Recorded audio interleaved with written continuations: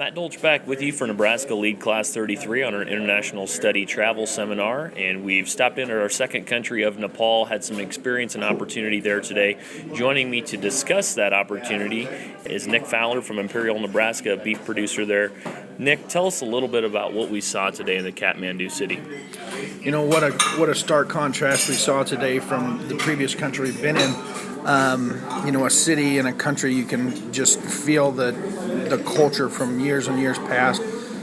Such a history with the city. It outdates us, America, by quite a ways, and that you can really feel that within the people and within the city.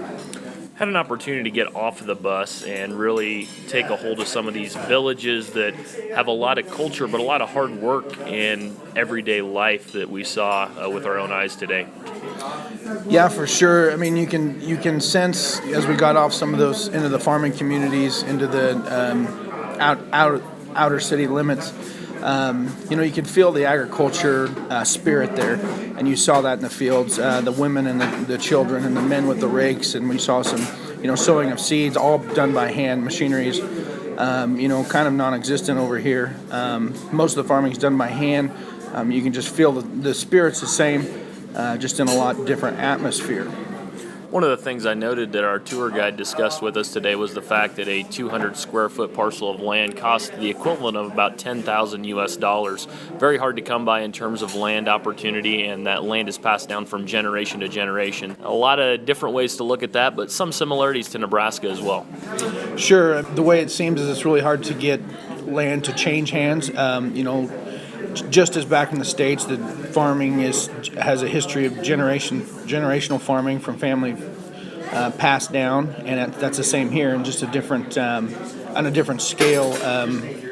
Plots are a lot smaller, farms are a lot more diverse in what they try to grow and the crops that they're actually growing.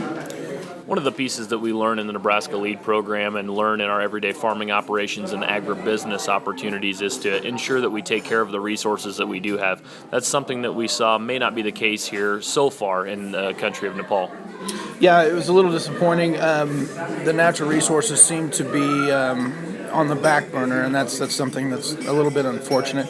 Hopefully they're trying to get that on track. The water and pollution seem to be a little bit just disregarded when they're producing, and I guess it would be nice to see maybe them start to look ahead to the future for those resources.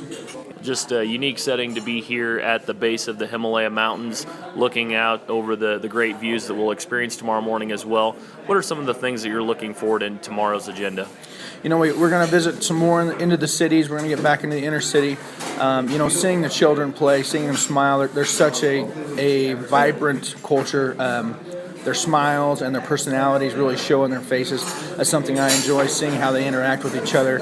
And then we're off to a Buddhist temple for some more, religious history, some religious diversification, which has been kind of filled this trip. And then we're off to our third country, which is India, and we're excited to get in there and get some boots on the ground.